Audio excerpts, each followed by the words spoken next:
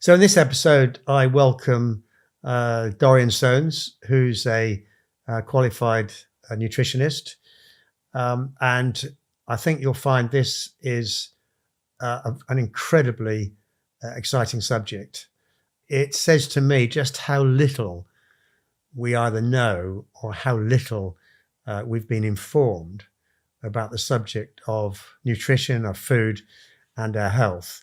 And I'm very excited to hear what Dorian has to say to us today. So Dorian, when I was young, I was told to eat a Mars bar a day and it would help me work, rest and play. I was also bombarded with what I gather has become maybe the world's most successful advert, which is Tony the Tiger convincing me to eat Frosties for breakfast. And Yep. I think he said something like, they are great. Yep. And then I discovered how much sugar, just massive amount of sugar in both those things. Absolutely. So the question is, has the food industry wound its neck in yet? Yeah. No, actually, I'd say in terms of, I think we're probably at peak, or certainly the peak of what we've ever seen in terms of producing food like of that sort, hyperpalatable processed food. I mean, I think it's, we basically solved the calorie problem, right?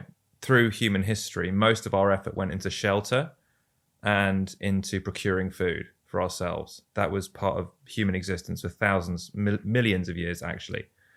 And since basically post-industrial civilizations have solved the problem of calories, we've become so efficient at making food that the calorie issue is now no longer an issue.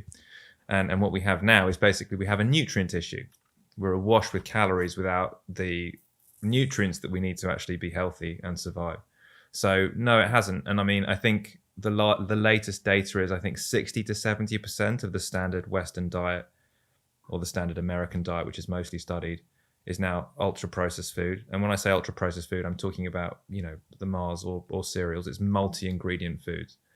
And they're designed to be hyperpalatable. They're designed to basically to hack your animal senses so that you want to eat more. You can mix ingredients like sugar, fat, and salt. And these basically stimulate reward centers in your brain, which other foods don't do. Other foods have a natural, for example, this is a perfect example that I like to use with my clients. If I give you a baked potato, or multiple baked potatoes, and I say eat until you want to eat, how many do you think you're going to eat?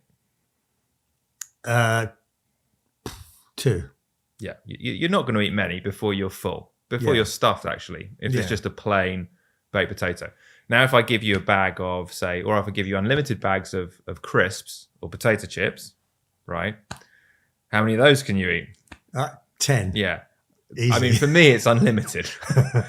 For me, I definitely can eat unlimited. And that's a weird thing, because if you think about it, there's actually more calories or energy in the potato chips. Because the potato chips, you take a potato and you deep fry it in oil. So it's the starch from the potato and the fat, and then you put salt on it.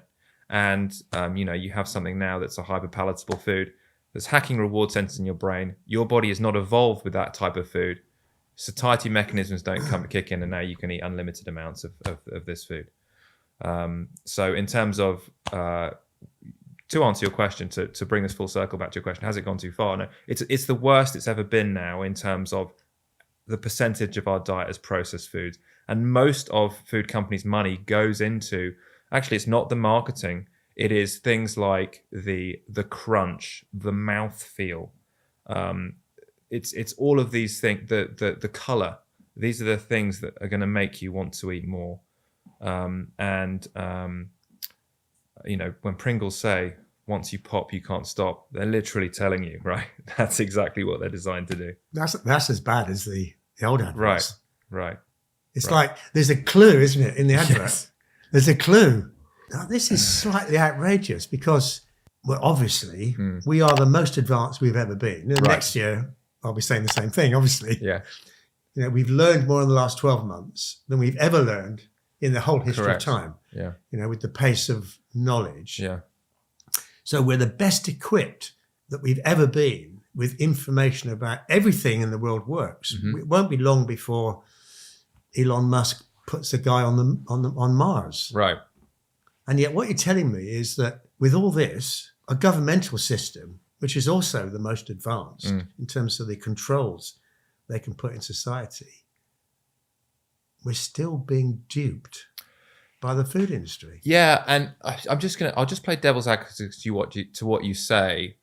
I mean, I think this is about money and profit, right? That's what it is. This is companies trying to maximize their profits, right? And if you can find cheap ingredients and you can get people to eat a lot of those cheap ingredients, then you're onto a winner, right? That's massive profits, and that's literally what we're talking about. The ingredients in Frosties are incredibly cheap, right? That you can make massive profits on that compared to, say, raising an animal and selling that for meat, or even raising vegetables or whatever it is. The effort it takes is much more. So I think there's a financial incentive. But if you want to go back to why, I think there's some really bad science that has contributed to our food system now. And governments are implicit in this because obviously governments subsidize certain crops. And I think that where governments, and obviously subsidization creates a false signal in the market. It creates this signal of false demand. So when you subsidize something, you get more of it, right? And we've subsidized essential crops that basically I would say are probably non-ideal. And this comes from, bad science, in my opinion, from the 60s and 70s that was a lot about demonizing fat. And that led to low-fat trends.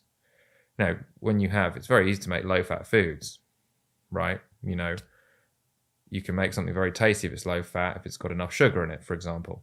And actually, if you have a whole food diet, any nutritionist worth their salt now, no one's promoting low-fat diets. If you have a real whole food diet, it's very difficult to make that low-fat. You can't make it low-fat, really. The only way you're really going, you can have chicken breast, rice, and broccoli. No one's going to eat like that, right? Literally, no one, save maybe a bodybuilder, is going to be able to eat like that consistently. So the reality is the promotion of low-fat diets, I think, led to an explosion in popularity of processed foods, and we've kind of gone from there. And we are, there's the corporations chasing money as they are wont to do, but there is also a responsibility on the individual. Things happen, things get created through demand. And where I will, maybe give an individual a pass on that is the education system has not really, I don't think it's pushed us in the direction of the right kind of foods that's going to stop us from the behavior of consuming a ton of processed foods. So the wrong people won the argument then? Yes, essentially, yes. It's actually a guy called Ansel Keys, and this is back in the 60s, and he did a very famous study, which was the 7-country study. And he basically showed that there was a correlation in these 7 countries that he'd picked between the amount of fat that people ate and heart disease. And this was prompted by, it was a heart attack of an American president. I'm not going to get this right, my history right. I think it was Teddy Roosevelt, basically. Heart disease in the early 19th century wasn't really a known thing. It is our biggest killer now. Second is cancer. And this prompted sort of this dive into, we need to find out what is causing heart disease so we can save the lives of Americans. And it was Ansel Keys who basically did the 7-country study. It's a very famous study. And he showed that there was this very strong correlation between fat consumption and heart disease. And that led to the lipid hypothesis. The lipid hypothesis is basically your cholesterol is basically what causes heart disease. And we have now there has been multiple studies basically now that confirm this hypothesis or establish this correlation between cholesterol and heart disease. And when science is done properly, you set out to disprove hypothesis. That's correct science. It's very easy to reinforce a hypothesis, get positive inference on a hypothesis. And this is still the world we live in now, basically. I would say that is, I would say, yes, the wrong person won the argument. And that's led to public health data, our food systems, and what we see now. So just sticking with the subject a bit more then. So it seems from what you're saying that maybe a couple of things have gone wrong. Yeah. One is, maybe people who are well-intentioned, like a bit of fame and publicity. Yeah. Okay, they pursued a particular avenue. But then what happened is the science process actually wasn't rigorous enough. It wasn't open enough on the one hand. And on the other hand, a food industry that, as you said, they just, whatever they say about caring for us, they just want to make as much money as they possibly can. Of course. And some foods are easy to make, cheap to make, easy to advertise, very compelling on the shelf. And you put those two things together and you've got an absolute mess, which is... Yes, you have, So I'm just going to add something you say. So the way you phrased it, I think is really good, because it's how we... history is written by the victors, right? It's how we establish certain principles.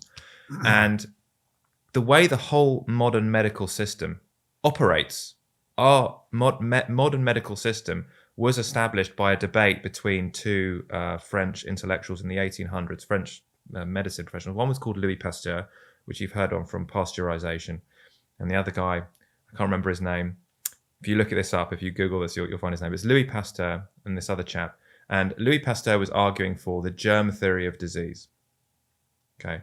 And that was obviously extremely relevant in the time. Bechamps was the other guy. Louis Pasteur, Bechamps. There you go. So you don't need to Google it. So Louis Pasteur was arguing for the germ theory of disease. Okay. And this is very relevant because you remember at the time, tuberculosis was the biggest killer. Right? Tuberculosis would kill whole families, young parents and kids and everything. That was the biggest killer. Bechamps was arguing for terrain theory. Terrain theory is, it's not the germ that's relevant. You're always exposed to microbes. It's the health of the individual that counts. Okay. Now, Pasteur won that argument, right? And he wasn't wrong. Obviously, germs exist. Germs are real. If you get Ebola, it doesn't really matter how healthy you are. You're going to go. But that then led to many discoveries which have changed the world for the better. So antibiotics, right? From that, vaccines have all come from germ theory. So he wasn't wrong. Our whole medical system is based on germ theory, which is great when you have tuberculosis as the main killer. You go to your doctor, he gives you antibiotics, right? You're now cured of a bacterial infection, right? But that's how we still practice medicine when the biggest killers are now not infectious disease. The biggest killers now are lifestyle disease.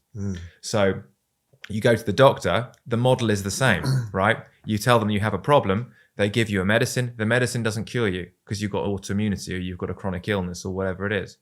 So we practice medicine based on a system that was set up around germ theory, where actually now what we have is a lifestyle disease is our biggest killers in the developed world. So Louis Pasteur was right, and what he discovered led to important discoveries. Bechamps was also right, right? And if we applied his theory on how that would deliver a model of medicine, it would be better off for today. So I bring this up because it's the same with, when we talk about the lipid hypothesis. It is true that the higher your cholesterol, the higher your risk of heart disease, according to observational studies. It's correlated, right? And we've poured science upon science and lots of research to basically support that hypothesis. And now statins, which lower cholesterol very effectively as a drug, are the biggest selling drug in the world, right? And who is able to afford to pay for studies? It's pharmaceutical companies and people who are going to make drugs to try and achieve a certain outcome, lowering cholesterol, whatever it is. So we're still operating off that paradigm. And I'm not saying that the lipid hypothesis is entirely incorrect, but there are too many black swans to mean that it's correct. Do you know what I mean by a black swan? Yeah. So, but explain it. Yeah. Yeah. For benefit of people watching. So, a black swan is a great great way of suggesting how you should do science. If I come up with a hypothesis, all swans are white. Okay. And then one day I see a black swan. Even though all of the swans I've ever seen, hundreds, maybe thousands of swans have been white, my hypothesis is now wrong. It's been disproven by that one sighting of a black swan. To make my hypothesis correct, I now have to alter my hypothesis. All swans are white, but some are black, something like that, right? So this is actually it's a way of the way science should be done. So to bring us back to the lipid hypothesis, we see this correlation with high LDL cholesterol, specifically in heart disease. But then we find populations that have high LDL cholesterol and low heart disease. They're black swans. The French. It's known as the French paradox. Maybe it's not a paradox. Maybe you just need to change the hypothesis. The Sami are traditional reindeer herders in Finland, and they basically all they eat is reindeer meat and blueberries in the season. Finland actually has a very high rate of heart disease, one of the highest rates in Europe, but the Sami have a lower rate of heart disease than the rest of Finns and of your average European as well.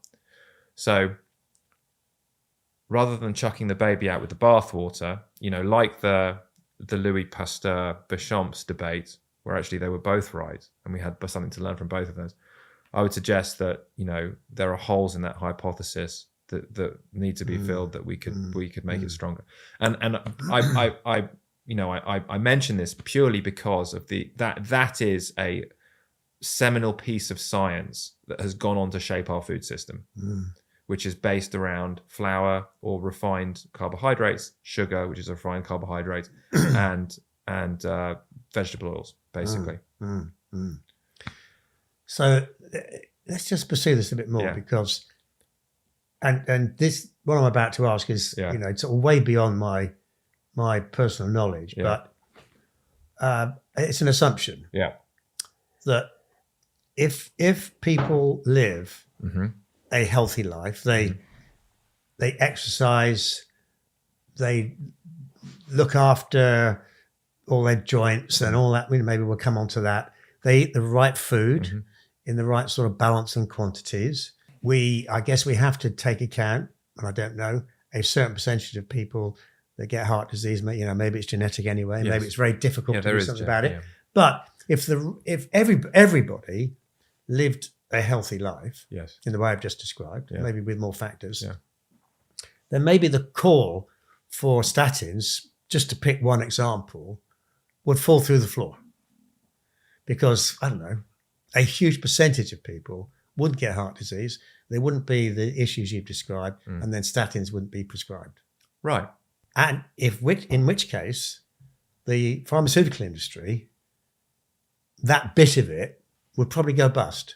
Right. Because the pharmaceutical industry only need us when we're sick. Right. They don't need us when we're okay. Right. Right. Which, if I was a conspiracist, I'd think that's a problem, actually. Yeah. Isn't it? Yeah, well, it is. Yeah. So a friend of mine who's a GP, attended a lecture either by the NHS or by the pharmaceutical industry. I can't remember which it was. And they came across as, we want to look after everybody in the world. It's our job to look after people. That's why we exist. And they were seriously proposing that statins should now be prescribed to everybody from the age of 16. In other words, medicate us forever. So their answer, and they're the ones with the most money, okay, and therefore, huge power that goes with it. Their answer is, medication. Yeah, which is insane. There are so many risks for heart disease that are not, again, they do not fit into the lipid hypothesis. Smoking will cause heart disease. It doesn't raise your cholesterol. High blood pressure, independent of cholesterol, will increase your risk of heart disease. Diabetes will increase your risk of heart disease. Being obese will increase your risk of heart disease. All independent. These are all separate to your lipids. Statins doesn't help with any of those issues. So,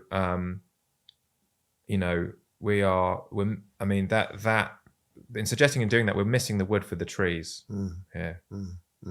We're not even, and I'll just say, if humans are meant to die everyone's going to die of something eventually, right? That's inevitable. You don't want to there is no point. I mean, do you care if you lower your risk for one condition, but then raise your risk of another? That would surely be counterproductive. What we care about here is all-cause mortality. Maybe my risk of heart disease is higher, but I'm going to die of heart disease in my 80s. I'm okay with that, right? I'd be completely okay with that outcome. Right? Except when you get to your 80s, then you may not be. yeah. But sitting here now with 40 more years before that. But this idea of that we can eradicate a specific disease, you've got to think of what's the risk and what impact does that have on other disease. There is actually evidence that says, for example, people who had lower cholesterol did worse with COVID. LDL cholesterol is part of your immune function. It has a function with your immune system. Your cholesterol actually in certain diseases starts to fall quite rapidly. In cancer, quite advanced cancer, one of the signs if you find that you have very low cholesterol is because it's part of actually it's trying to deal with that problem. So there's a lot of health data in humans that's very bad. Okay, I'm just going to caveat that. The highest level of evidence that we have is a randomized control trial. Higher level of evidence with meta-analysis where you compile randomized control trials into one study, which is the closest thing you get to an experiment. But as you can imagine, doing experiments on humans is almost impossible. Right? We're not rats. We don't live in a lab where you can control every variable. So most health outcome data is observational. So study-based data where you collect from surveys often, or you collect data, sometimes retrospectively from whatever it is. So it's all observational. So there's correlational data showing that all-cause mortality actually reduces the higher your cholesterol is. Now that data can be confounded because it can be confounded by what I just told you. When you have certain cancers, your cholesterol falls. So you're measuring some of those people in the mix.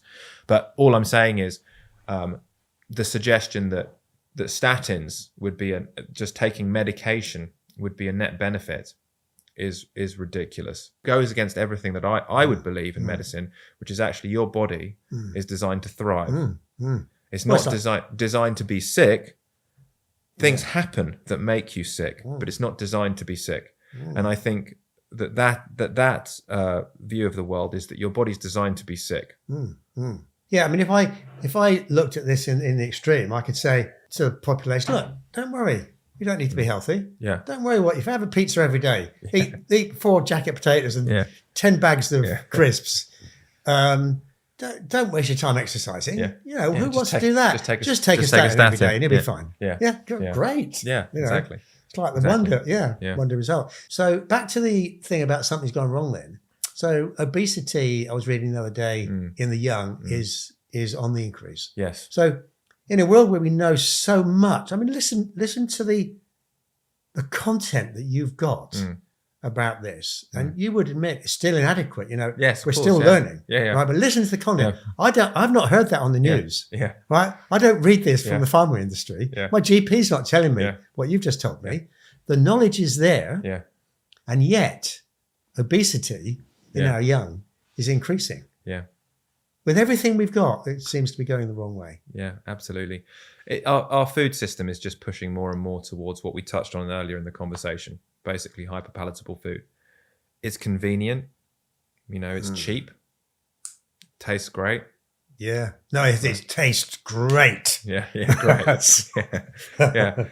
I mean, I like processed food as much as the next man, right? It's designed to taste a certain way. It's designed to be good. So, and we have a situation now in developed countries where actually we, for the poorest people, the people with the lowest income, starvation used to be an issue. Now it's the opposite. The poorest people are the most obese. Yeah. And it's because of the food production system and what's available to them. So, what's the most deadly food on the planet? So people watching this, so as a nutritionist, so I'll give you one that I think is worth avoiding and seeing what that does to your health. And in my opinion, seed oil. So this would include sunflower seed oil, rapeseed oil, canola oil, grapeseed oil, those sort of oils. They're ubiquitous. Just in avoiding them, you're going to end up avoiding most processed foods, which is going to be a benefit because it's in the. It's a key ingredient. Okay. It's vegetable oils. it's like refined flour and sugar. They're the trifecta of makes processed foods. If you said give me 3 deadly, I'd give you those 3. So what were they again?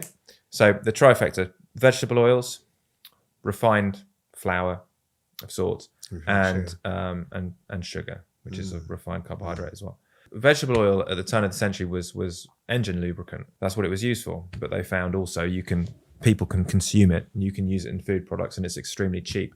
And the science that I told you about with Ansel Keys, well, saturated fat, which is a natural form of fat that humans have been eating for centuries, does raise your LDL cholesterol. It also raises your HDL cholesterol as well.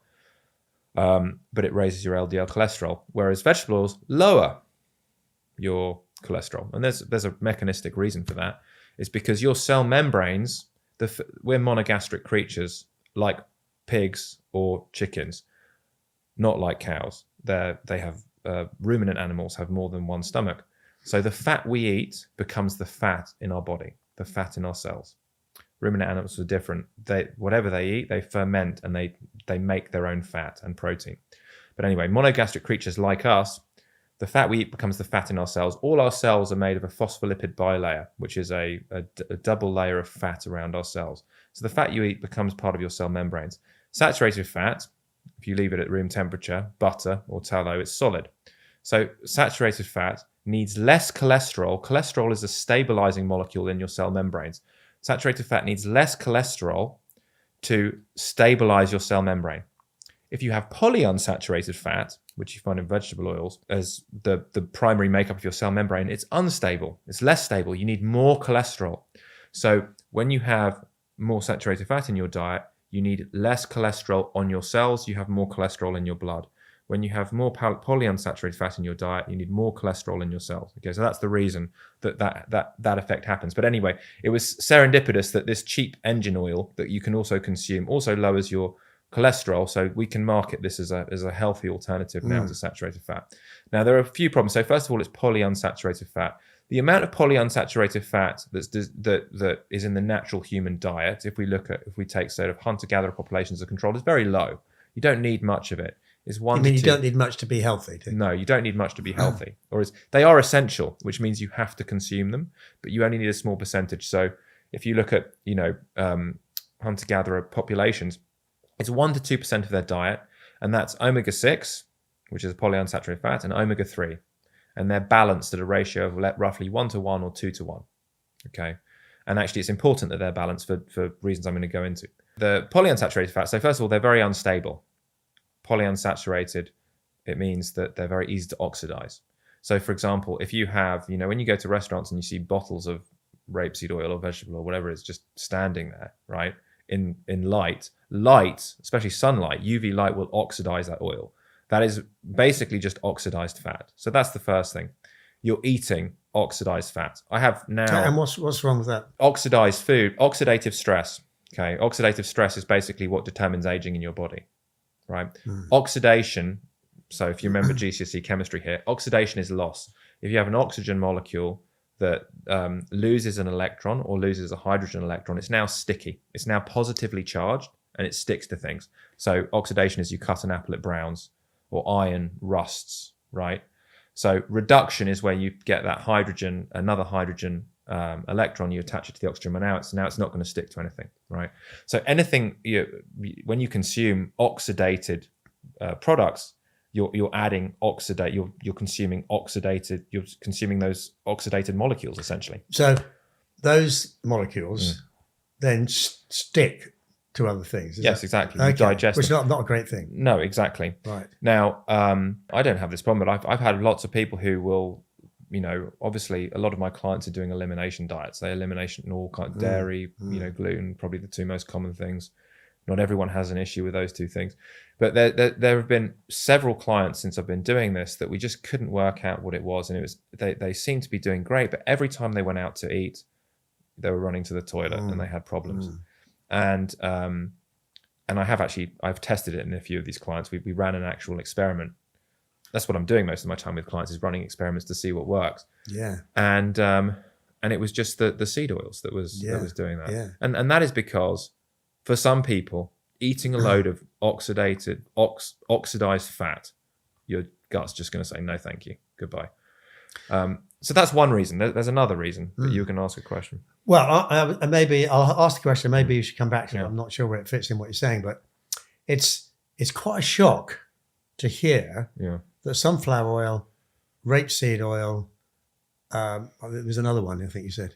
Canola oil, grapeseed. Yeah, I get canola oil. I'm sort of generally aware. It's a bit of a shock to hear that these might not be the best things. Yes, because they've been marketed as a health food because of the science I told you we discussed about Ansel Keys and everything like that. But if I gave you now a handful of olives or an avocado and I said make oil, right? You'd probably be able to make a bit of oil, right? You'd squeeze them in your hands. That's how you make extra virgin olive oil, right? It's just crushed oil. If I gave you a handful of rape seeds, there is nothing you could do to make with your hands to make oil out of that. Nothing you could do. It's very difficult to make oil from these kinds of seeds. They have to be super heat treated and pressurized. This is, there's a serious industrial process that goes into making oil from these type of seeds. And it is actually the process itself that usually oxidizes these oils. So more often than not, when you buy them in the supermarket, they are oxidized. And there is another thing, if you want me to get into it, as to why these can be problematic. So you remember I said the cells that you eat become the fat you eat becomes the fat in the cell membrane. So, and I said that sort of an ancestral diet has this 2-to-1, 1-to-1 ratio between omega-3, which you get in fish oils, and omega-6. So omega-3 signals for anti-inflammatory properties in your cell, whereas omega-6 signals for inflammatory properties in your cell. And you need both, right? You need anti-inflammatory properties. You need inflammatory properties for the cell to function normally. Now, in a modern Western diet, the omega-6 omega-3 ratio is something like 20-to-1. In favor of omega-6? Yes, 30-to-1. And that is because? That's because of seed oils in our ubiquitous in our diet. And that signals for significant inflammation in the cell. So we can argue what that leads to, all kinds of diseases if you have uncontrolled inflammation. So for me, if you're going to say what's one food to avoid, if you avoided that, you'd be doing, and I know people who have just done that and that's done quite well for them. You're an independent, highly qualified nutritionist. You spend all your days and your weeks looking into this subject and understanding it as a pursuit of knowledge, and understanding it because you want to, you're sort of changing the world one person at a time, aren't you, actually? Yes. So, and you're obviously a very bright guy. Hopefully. But, well, I get my point is, don't tell me that the food industry doesn't know exactly what you just said. There are opposing opinions to what I'm saying. You could, if you were going to take the observational data completely literally and say this is real, you would say, wow, seed oils lower LDL. That means LDL is associated with heart disease. They're going to lower heart disease. You can easily build a counter argument, and you could do a weight of evidence. I would say it's crappy evidence. I'm saying it's low quality evidence. I'd say these aren't experiments. These aren't experiments that don't show us anything. They show us correlations. And I can give you any kind of correlation, like, ice cream sold in Kevin Bacon movies or something, right? But so there is a counter argument that you could get a weight of evidence behind. So, and a lot of I've developed opinions, obviously, from what I feel is good evidence or not. But, the most valuable knowledge I have is my clinical experience. Yeah. But if you go back to what you said right at the beginning, science is about putting forth a hypothesis and then trying to kill it. Yes. And getting people around a table who will all have, different backgrounds or knowledge or, whatever, to, take a hatchet to it. And maybe even then the answer isn't pure. Maybe there's 3 different answers. Right. But then what you do to an honest process would then be to put out those. It's like, I'm going to give you this medicine. Here are the risks. Right. Okay. So I'm going to propose that you eat, you swap everything for sunflower oil and seed oils. But what you need to know is this as you make your choice. But actually, we're not getting that. And don't tell me in these manufacturers, when they sit around a table like this in their tech conferences, working out how to process the foods and how to market them and sell them, there's 10 very highly qualified scientists, 20 highly qualified white coats around that table. And some of them will be saying what you've said. I don't hear it. I don't hear a dissenting voice. Maybe it's not 100% truth one side or the other. Yeah. I don't hear this. No, that's the problem. I find this bit of the conversation very, very uncomfortable, that I'm hearing something which I've been trained not to listen to at all. Yes, that's the problem, is that there's no debate around this. I mean, there is a debate, but the debate is fringe, you know. Like the stuff that there may be plenty of people who would watch what we've discussed, the interview we said, and say, no, that is settled science. Yeah, I hate that phrase. And that settled science actually doesn't exist. No. Right. And I'll be honest, if I went with that settled science, that's not like prime goal, and my job is not to be the best at reading science. Is to get results for my clients. That's literally all I care about, because that's how I make a living. That's why I'm doing this. And you know, I've run enough experiments now to know what I see in my clinical. Now, my clinical practice and my opinions are not science. I just want to say I don't believe they're science. You can't base that's very low quality data, someone's own clinical practice. But I know what works and what doesn't work, right? And if I went with what, you know, the conventional wisdom is, I know that's how people come to me, and that's how they're eating. People who come to me who pay to improve their health are actually usually pretty health conscious. Yeah. But what they're doing isn't working. Yeah.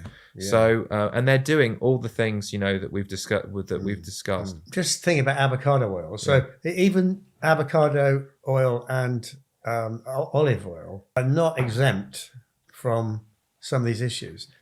I buy a particular type of avocado oil. Yeah. I forgot to check the box when I did my last one order on substitutes. What arrived was a substitute avocado oil. It looked the same, nice green bottle, you know, everything. And when I poured some in the frying pan, it was clear. I thought, this is a bit odd, because I like the other one I buy, what cloudy comes out is slightly multicolored, but deep green, thick. You just feel like you were saying somebody had actually walked on avocados and pressed all that. So I thought, that's a bit funny. And I read the ingredients, and it's, you know, it's a refined. You think refined, this is good, refined. Then I read up on refined. I found out that they use pretty nasty chemicals they do, to refine this avocado. So now I'm eating something that I expect to be healthy, and now I find it may not be full of stuff, although what I read was the refining process actually kills off some of the goodness. And what do I know about what chemicals were used in the process? No, you're right. Now, so avocado oil and olive oil, just in its pure form, is monosaturated fat, which is a neutral fat. You know, that's not a polyunsaturated fat that we're discussing. And, you know, the evidence of health benefits, I think, with like olive oil is pretty strong. You want to get extra virgin olive oil and extra virgin avocado oil. That means it's been made in kind of the way we're discussing. It's basically been cold pressed effectively to get the oil out. But you can get refined. If you get refined, there has been other processes, and also sometimes it's cut with vegetable oils. What you're describing is greenwashing, which is basically food companies are aware of a trend or a belief in the market, like, for example, what we're talking about, and they basically try and fill that demand with something that's still a cheaper food, but when you look into it, it's not really what you're buying. A really good example someone sent me the other day is the Hellmann's mayonnaise, and it was advertised made with olive oil. So you can get Hellmann's mayonnaise now. It says it's made with olive oil, but you look on the back, and actually there's a bit of olive oil in it, and it's still predominantly seed oils. Yeah. So it's greenwashing. Yeah. That's what that is. Yeah. Saying something's healthy when it's actually not necessarily, or it's not what you think you're buying, basically. Advertising is powerful, isn't it? Because I remember, just slightly off piece a bit, I remember when I was young, we were very, very poor, and we had brown very whole brown bread. Yeah. Posh people had white bread. Yeah. Yeah. People who could afford it. Yeah. And we wanted to be up with the thing, you know, had white bread. Yeah. How awful. So I guess my next thought then is where is food going, and where is food technology going, and because what I see a lot of, Yeah. and I guess it's to do with the climate. I'm not entirely sure, to be honest. I see a lot of everything now is plants. Yes. Everything you like, everything on the shelf. People have sort of worked out it's a magic word. Plant-based. Everything's plant-based, and there's everything from plant burgers to I don't know, Lord knows what. What's happening? Yeah, very good question. Well, I mean, like seed oils are plant-based, for example. We just discussed those, right? How awesome! What an awesome opportunity for a manufacturer, right? Plant-based stuff is cheap. You can make massive margins. You can sell a burger. You can make massive margins on that. Yeah. So this is nothing to do from a food manufacturer's point of view. It's nothing to do with the climate. No, they couldn't care less. No, right? It's about making a product that's highly profitable, that's tapping into a trend, right? And I just say, I mean, if you think that, I mean, I think you don't know much about the food industry if you think that making an industrial burger from lots of smushed together ingredients is more, environmentally friendly than just beef. When you make monocrop agriculture, you have to destroy an ecosystem. I'm not saying we shouldn't have monocrop. Okay. Monocrop is? Well, it's your monocrop means you're only planting soy, or you're only planting wheat, or you're only planting rice. It's monocrop. Okay. In favor of that species, you have to destroy everything on that land, right? Every animal, bird, every other plant. Because you are destroying it in order to plow your crop. So I would argue that's not necessarily good for the environment. And then the argument basically is that you've taken tailpipe emissions for cows, cow burps or farts or whatever it is. Tailpipe emissions. Yeah, you're taking tailpipe emission readings of these animals, and you're not considering the carbon cycle. It's been estimated that at there was a mass extinction event in the last ice age, and before that mass extinction event, I mean, we had there were reindeer in Spain, there were mammoths and woolly mammoths and rhinos and all these stuff. The biomass, it was estimated, they've estimated from fossil records and other bits of evidence that basically the biomass of large mammals was equivalent to the biomass of human beings today. So we have a population of 9 billion people. We're saying it was the same weight in large mammals, so megafauna. So there was a large megafaunal extinction at the end of the last ice age. So the idea that the planet has never had this many cows is nonsense. There were 80 million bison when Europeans started counting them in America, and that's after human beings had been in America, killing them for some time. So what I'm saying is, the amount of cows we have on the planet now is not an exceptional amount of cows. Then you have to consider the carbon cycle. The carbon cycle is basically the carbon in the ground becomes carbon in grass, becomes carbon in a cow. That goes into the atmosphere, and the whole cycle starts again. Right. So that is not the same as digging carbon up from under the ocean that's been locked up under the ocean and then burning it and putting it into the atmosphere. Those are two completely different things. So this has been basically obfuscated. I think it's been jumped on by ideological groups. It's if you have an ideological bent for how people should eat, and there are people who take that very seriously. There are religious groups, the Seventh-day Adventists, by the way, who make a lot of nutrition science, are ideologically vegetarian or vegan or whatever it is. So that's a really handy, that's a really handy fact to jump on. But you're obfuscating two different things: the carbon cycle comparing with digging things up from the underground. So I'm going to get into trouble for this. I can see this. This is like heresy, because if you'd said to me, well, I get it from all sides. We need somewhere between less cows to no cows in the world. Yeah. Because we don't need cows because, it's very intensive. The ratio of protein is all wrong in terms of the effort. They fart greenhouse gases, and we've got thousands of times more cows these days than we had largely due to companies like McDonald's and fast food restaurants who churn out millions of burgers every day. That's the institutional education about cows. Yeah. What you're telling me, and it might not have been the cows that we've got today, but they were animals who exhibited the same sort of behaviours, chemically. But we've maybe got the same amount. So what's the problem? Yeah, I told you I'd remember it. It's the Younger Dryas. It's the Younger Dryas extinction event. If you look at you can actually find papers on it. There's a estimated biomass of megafaunas before the Younger Dryas extinction event. So before that event, mammoths, bison. We had. It's very difficult for people, especially most people live in urban areas, to imagine what a completely wild place looks like. I don't know if you've ever been on safari in Africa. I was lucky enough to go to Kenya on my honeymoon, right? And outside the game reserves, there's nothing, because human beings have farmed it and grazed it and all the other stuff. Inside the game reserves, turn every corner and there's a herd. We were actually there during the wildebeest migration. So there was crawling with animals. The whole world used to look like that. The only reason grass exists, grass only evolved in the Holocene, and it was because of grazing animals that they actually evolved together. So the fact saying that we have the most cows on the planet now, or the most biomass, is not close to being true. There's about 100 million. I think there's 100 million cows in the US, and when Europeans started counting, there were about 80 million bison.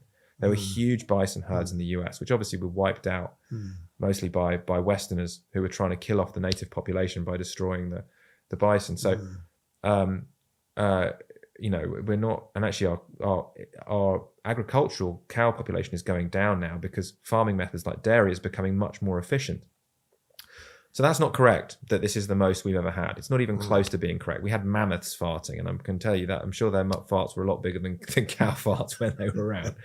So I think it's just a view that hasn't been educated on what the world actually looks like without human beings, or before that we have everything that we have now. So it goes back to something you said earlier, because I think when I'm making a decision about my lifestyle, greenhouse gases, CO2 management, what food I put into my mouth, when I make the decisions, I'd quite like to know the balance of opinion. Yeah. But actually what's happening is I'm only getting one particular That's correct. slant. Yeah. And it's like every other bit of research, somehow it gets used to reinforce that. Yes. Which is obliterate cows from the planet and we'll all be safe. Yes. And, what I'm hearing is the argument here and the issues are much more complex. Oh, much more complex. And there's a lot more data in here, which... I'll give you some really good stuff. So there was the only study we've done on carbon footprint and diet was done in Japan. And the people with the highest carbon footprint in their diet consume the most alcohol and sugar. So that's the only data we've actually got on people eating and their carbon footprint. What do you make fertilizer out of for monocrop agriculture? You have to use fossil fuels, or you can use manure from cows, right? There are regenerative agricultures now. There's one called white oak pastures, and there was a study done on them where they are a carbon sink. They farm cattle. They put more carbon into the ground than you extract from it, because you can use cow. That's the carbon cycle. Cows put carbon back into the soil. So there's a ton of things that you don't hear the other side from, and it's ideological. There is an ideological component. There is a financial incentive as well. Companies jump on things that have financial incentives, so there's a financial incentive there as well. And you don't hear. It's very frustrating to me.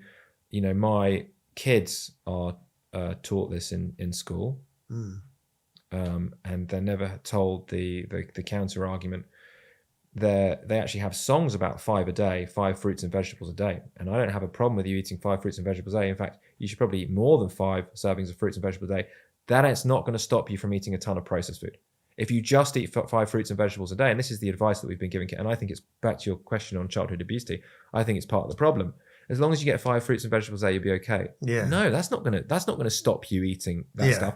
But if you eat 5 fruits and vegetables a day and you're eating eggs and meat and fish, that might stop you from eating processed food, because now your satiety hormones are, your ghrelin has been suppressed.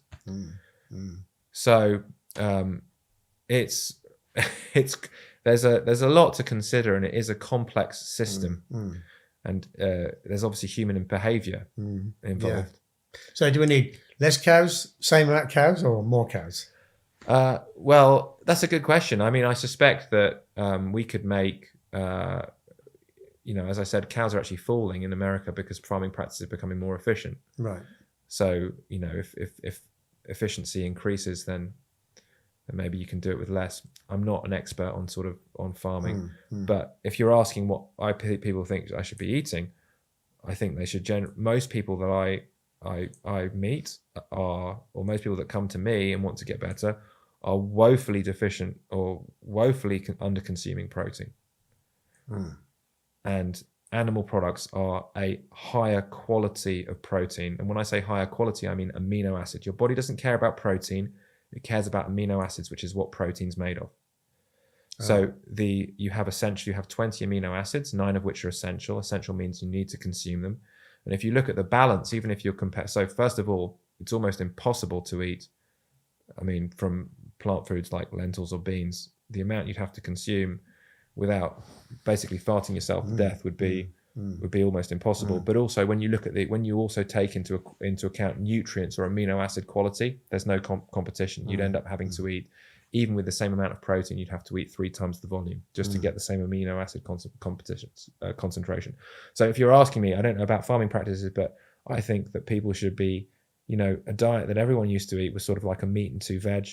That's a great diet.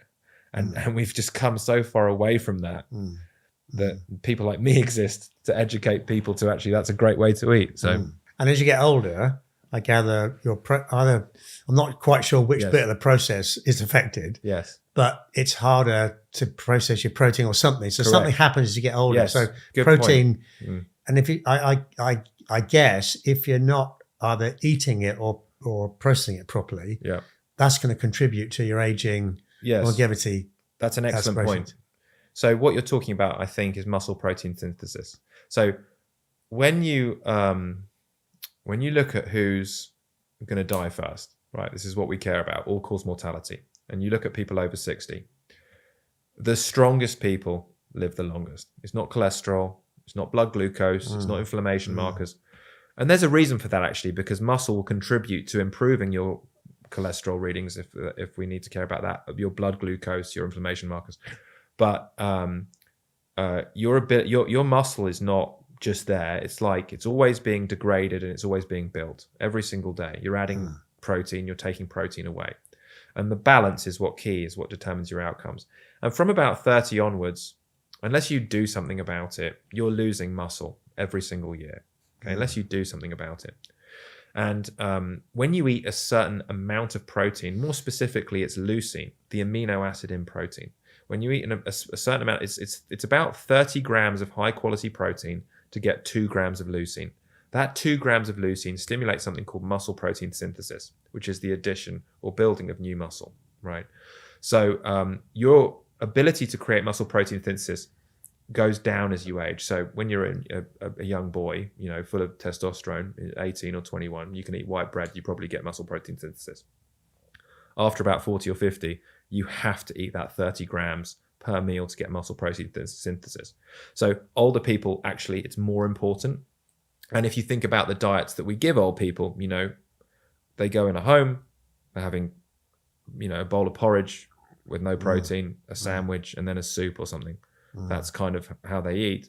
This low protein diet is the quickest way to lose your quality of life, in my opinion. Like, your muscle is what gives you quality of life. It allows you to move and do things, apart from that it's going to help you live longer. So that's consuming protein. Correct. And is there something called bad protein, or is protein all good? Well, there's the higher quality protein. There's a higher quality protein, which is animal products, meat, fish, and eggs. That's your highest quality protein. You get protein in plants as well. I would say, and there's nothing wrong with that, but you're not going to get the same dose of amino acids.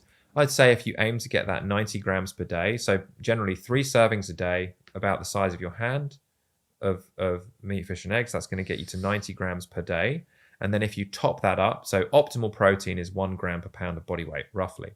So if you get your 90 grams per day from animal products, and if you just top that up with plant products, plant protein, that doesn't matter anymore once you've got that sort of threshold of 90 grams. But no, there's no bad protein really. Okay, so it's wrong to single out a couple of things in such a complex topic. Right. But if one gets to 60, 65 and thinking, actually, I'd quite like to live to 100 and be healthy. Yeah. What is the priority of things I should do to change my lifestyle? Consuming the level of protein I need. Yeah. Without having to fill my plate with this much food, which as you get older probably gets more difficult anyway. And secondly, to build either strength or muscles. Yes. Yeah. To carry that processing you were talking about. Yeah. If you don't, that sounded like quite a big thing that might then actually obviate some of the other things. I mean, it's a big impact on your health and longevity. Absolutely, yeah. If you don't, your body is so efficient that if you don't use it, you lose it. Yeah. And I heard a shocking statistic actually the other day that 50% of people over 70 can't put their hand above their head, their arm above their head. Now, if you think, yep, no problem there. Now, if you think about what that actually means in your life, you can't now reach up for a cupboard that's up here. You can't close your car boot. Right, that's really obstructive to your life. Wow. And it's because, this in our lives, maybe in the environment we evolved in, we were doing this all the time, but in our lives now, we're not. And your body will lose that ability if you don't. I heard about it. I think it was like a Guinness Book of Records or something. There was a man who, for spiritual reasons, and I think it was in India or Nepal, for spiritual reasons, he didn't sit down. He stood up for decades, about this, yeah. And his knees fused. His knees literally fused. So he now no longer had a knee joint. Now, I'm using that to illustrate the point, that extreme example to illustrate the point that your body's so efficient that literally if you don't use it, he didn't use his knee joints and his body says, we don't need these, let's fuse them, because it was the more efficient thing to do. So movement is extremely important. And, when you're if you're in your 20s and you work out, you might not even look any different to your peer group. You might look the same, right? But it's like if you imagine 2 ships in the ocean and you adjust one ship by just a degree and then time goes by, that gap gets bigger and bigger and bigger. Someone in their 60s who works out compared to someone who doesn't, it's a different world. It's a different planet. And, I use these use examples of hunter-gatherers. I like it because they're like a human control group. They're like a control group that live the way we all used to live. And there won't be many of them soon, probably. There aren't many of them now, but there won't be any of them soon. And I saw a picture of some of these guys, of these hunter-gatherers, and it was actually, they were Sri Lankan hunter-gatherers, and it was a picture from the 1920s, right? And the picture was being used to illustrate a point that there was a bunch of guys and they'd been hunting. One of the guys was in his 70s, and if you cover over his face and just saw his body, you wouldn't know the difference between any of them. Their bodies all looked the same in terms of they were all, lean, athletic and everything. And the guy in his 70s was there, useful, I'm sure, until the day he passed. So amongst all the adverts, I want to be hearing this. It's not that difficult to consume this knowledge, is it? No. Actually. And something that says, back to my earlier point, this might make 75% of a difference if you're 60 and over, do these 2 or 3 things. That's not difficult to consume that knowledge. No. It's probably not that difficult to change your way of life, which means, resisting the call for some stuff, which sometimes requires a bit of discipline, closing your ears when you hear, a glossy advert. I mean, you don't get adverts for Sprouts, do you? No. Or but you do for Kellogg's Frosties or whatever.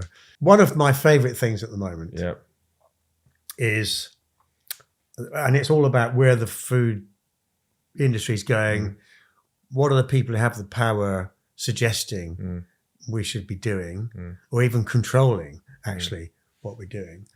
And it's maybe related to your protein thing, which is actually we should be getting a lot more of our healthy food from bugs. And I may have got it wrong, but I'm sure I read something the other day that somebody's preparing to breed locusts in their trillions, dry them and powder them. And then that powder becomes, I guess it'll be in a plant burger somewhere. Flour, I don't know, whatever. Am I hearing? Yeah, no, I mean, I think so. You mentioned sort of the plant-based trend. That's actually, we've passed the peak of that. It's falling, you know, all the companies, like if you look up their stock prices, Beyond Meat and what was the other one? I can't remember the other one, but Beyond Meat was one of them. They're falling off a cliff. It was basically a massive failure. Yeah. Wow. Yeah. Is that because there's a rebellion going on? I don't think people.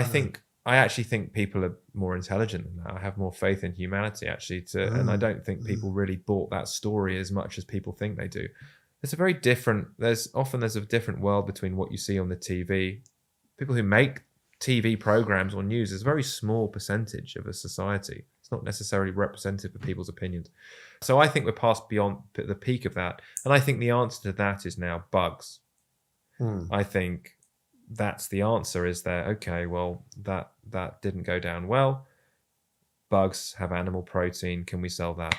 I'll say something. I don't know. I'm not an expert on this by any means, but I did read that bugs have something in their exoskeletons, because obviously they have exoskeletons called chitin. And apparently in high doses, chitin is not very good for you. That can cause issues. You'll be able to refine it out, don't worry. They'll use a petrochemical called probably. hexane, and they'll just rid the bug. Probably, yeah, probably. But I would be, if the plant-based burger took off, the odds of a cricket-based burger taking off, to me, would be unthinkable. I don't think, I mean, the thought of eating bugs to most people is disgusting.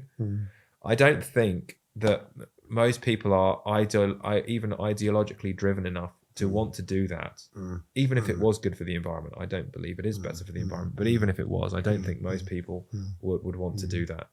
So I think it will be, I hope it will be another flop. And I think people aren't that stupid, actually. Good, I'm glad about that. So I got one final question for you. I read an article in the paper the other day. John Humphreys used to be Radio 4 presenter on BBC. He's going to live till 124. Okay. So it's a great ambition, isn't it, actually, you have to say. If I wanted to do the same, it's an unfair question. Give me one thing, one bit of advice that would get me on that road. It's 124. Well, it's unfair because you give me one question, but I think we covered it. Yeah. I'll give you two answers then. Okay. Keep training. Yeah. That's the first one, right? The evidence on that is clear, right? Your mental health, your cognition, everything else to do with your health. And then eat your protein. That would be my two answers. That's what I say. I don't know if that's going to get to 124 though. You're hired. I actually, for all the evidence I've seen, I think human beings are basically designed to live as long as we're living now. Yeah. Yeah. And that would be a massive outlier. Yeah, sure. Great.